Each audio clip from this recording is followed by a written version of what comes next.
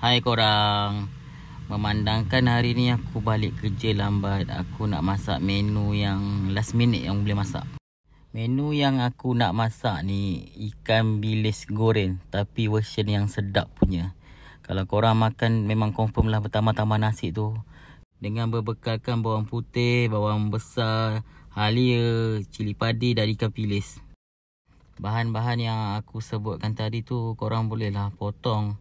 Jangan potong kecil-kecil lah, kena potong besar-besar supaya dia sedap nak makan nanti. Ni boleh katakan menu orang lama lah. Kalau dekat kampung tu makan mesti bertambah nasi punya. Okay, mula-mula korang letaklah minyak dan goreng ikan bilis tu macam biasa. Korang kacau-kacau ikan bilis tu sampailah dia bertukar jadi golden brown.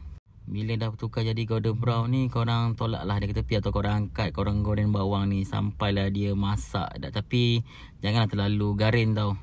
Bila korang nampak bawang tu dah masak, nanti korang boleh gaulkan sekali. Dia akan rasa ikan bilis ni pedas-pedas, ada manis-manis apa semua. Korang nampak kejadian ni, helok je rupanya.